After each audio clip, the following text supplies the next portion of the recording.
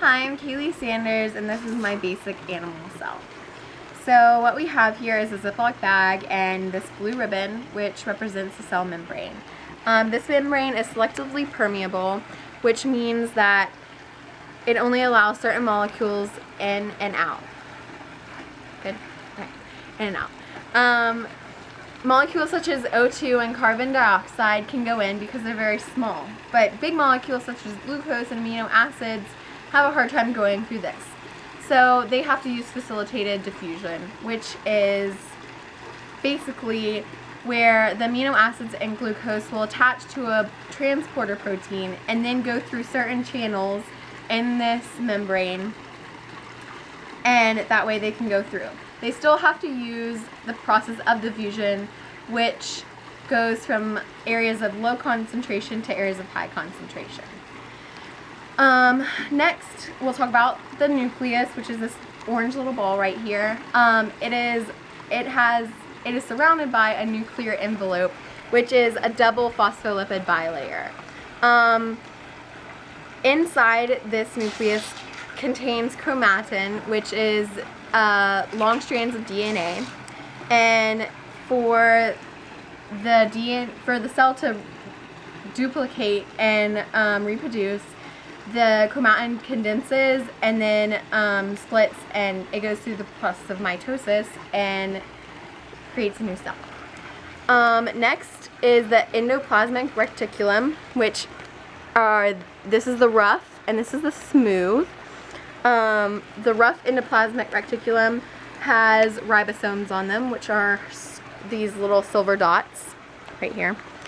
And the rough endoplasmic reticulum makes proteins for the cell, and then the smooth endoplasmic reticulum makes lipids, which are also fats, for the cell. And then the silver dots, which are ribosomes, they synthesize protein, and they are also located everywhere throughout the cell, but they're also located on the rough endoplasmic reticulum. After the endoplasmic reticulum has made the proteins, it then packages it and sends it off to the Golgi apparatus, which is this wooden structure right here. The Golgi apparatus receives the proteins and then repackages them and then sends them off to wherever they need to go throughout the cell or out of the cell.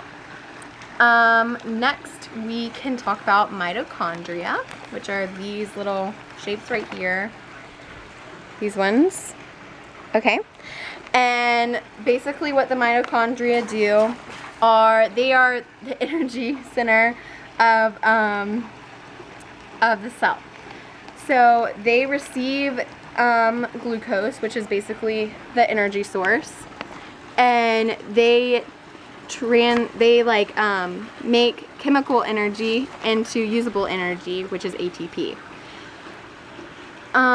The mitochondria have two membranes, the outer membrane, which protects it from the rest of the cell, and the inner membrane, which have folds called cristae. This increases the surface area and yields more ATP for the process. Next, we're going to talk about lysosomes, which are these little turquoise dots everywhere. They are the recycling centers of the cell. They have digestive enzymes in them, which break down certain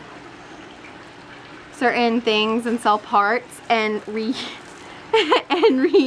them. They also break down food for the cell to use. Sorry, my pool's kind of acting up. And then also the last thing that I kind of forgot to talk about is cytoplasm, and this is represented by the saran wrap in the cell, which is like all throughout of it, and it gives the cell support and just maintains the cell's shape. And so this is my cell, and I'm done talking. Bye.